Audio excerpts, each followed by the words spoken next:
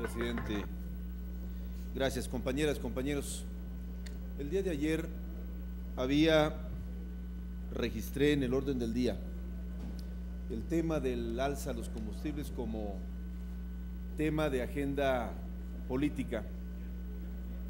Lo retiramos, presidente, porque se cumple con la expectativa,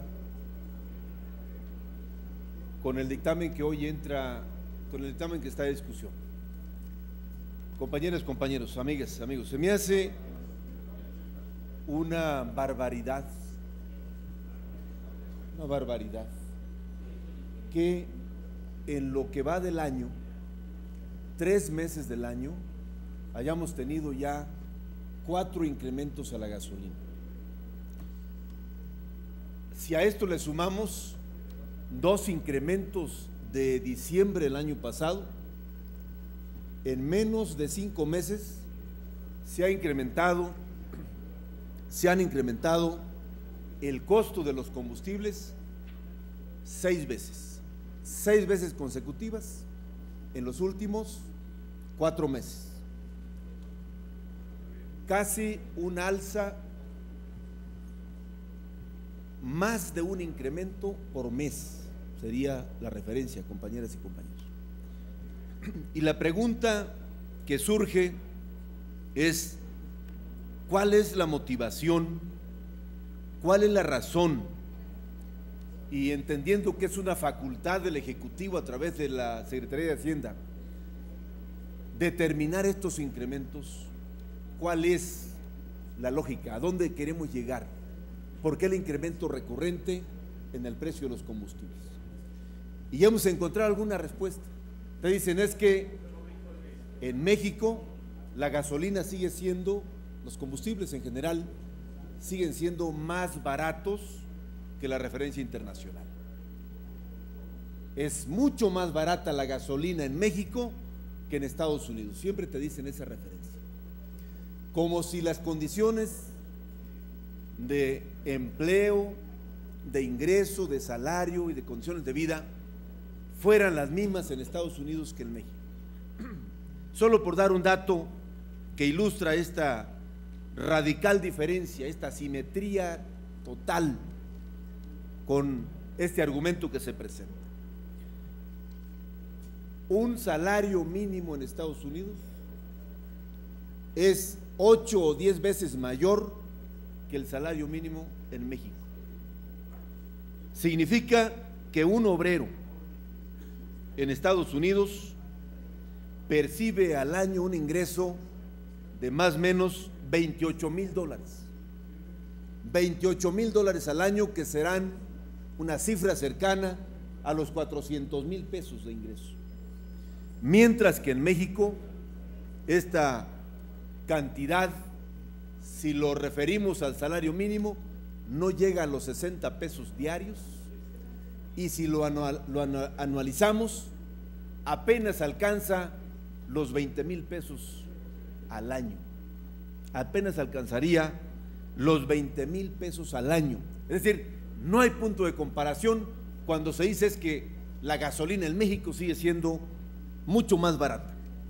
Pero no solamente eso, se aplican los incrementos a la gasolina y a los combustibles en un entorno radicalmente difícil, en un ambiente en el que se ha perdido una cantidad impensable en su momento de empleos. Casi 1 millón de empleos, por ejemplo, se perdieron en el 2009.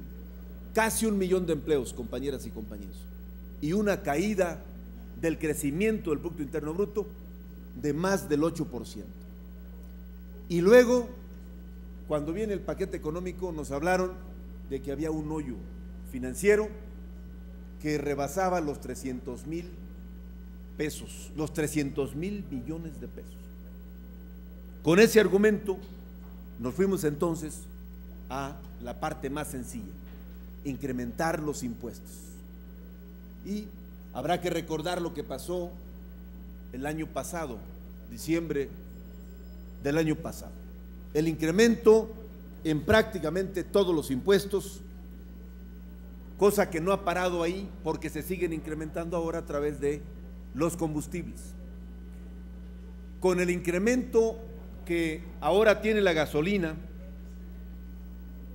compañeras, compañeros, significa que si hace un par de meses alguien podría llenar un tanque de gasolina de 40 litros, presidente, gracias, un tanque de 40 litros con 300 pesos, ahora requiere 324 pesos para llenar ese mismo tanque de gasolina, con todas las implicaciones que tiene además en los precios del transporte público, precios de los insumos y incremento en casi todos los productos de consumo elemental que se reflejan entonces en el incremento de la inflación, que según datos del Banco de México se ha incrementado en los últimos meses de 5.21 que estaba calculado para este año a 5.28, es decir, ya impactó de manera negativa en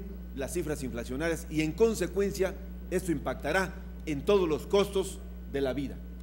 Por eso, sin duda, presidente, compañeras, compañeros, vamos a votar a favor de este resolutivo, pero el llamado general es para que el gobierno revise con cuidado por qué se dan los incrementos de manera desmedida en un asunto estratégico y elemental para México.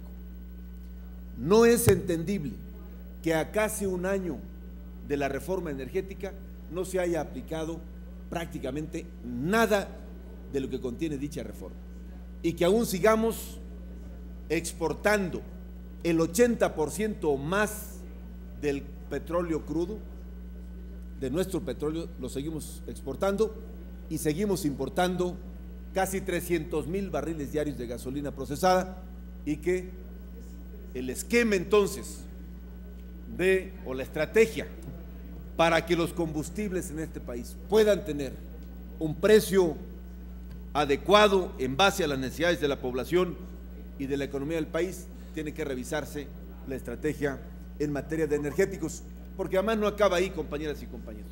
Y ahora sí termino, presidente, agradeciendo su paciencia. No acaba ahí.